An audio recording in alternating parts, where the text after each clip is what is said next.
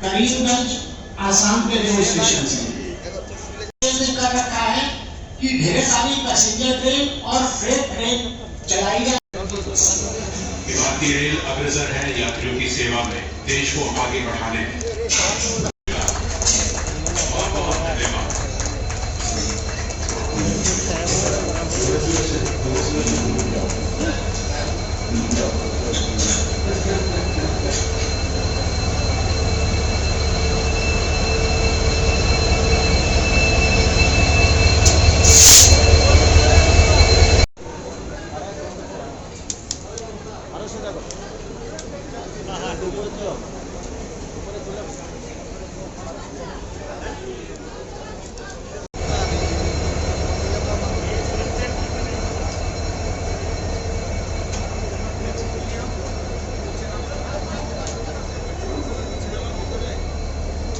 ত্রিপুরা এবং মণিপুরের মধ্যে সুসম্পর্ক অনেক আগে থেকেই ছিল।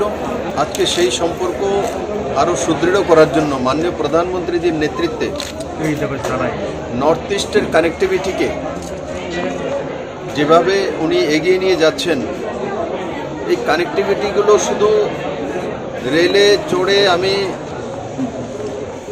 জনশতাব্দীতে চড়ে জিরিবামে গেলাম বা ইম্ফলে গেলাম সেটাই নয়। সে ট্রেন এক রাজ্যের সঙ্গে অন্য রাজ্যের এক মানসিক সম্পর্ক তৈরি করে, আত্মিক সম্পর্ক তৈরি করে।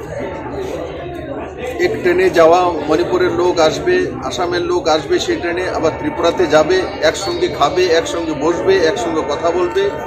এই 6 ঘন্টা যে জার্নি হবে, সেই জার্নির মধ্যে একের সঙ্গে অন্যের কথোপকথন, যেটা অত্যন্ত জরুরি।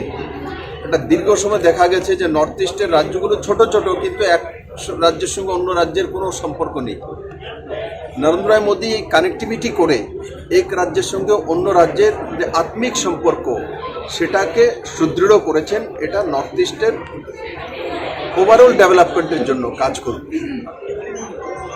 আর এই জনশতাব্দী এক্সপ্রেস আগরতলা থেকে সোম, বুধ, শুক্র সপ্তাহে 3 দিন চলবে, যেটা শিলচর পর্যন্ত এখান থেকে 4.5 ঘন্টায় 300 কিলোমিটার পৌঁছে যাবে এই জনশতাব্দী।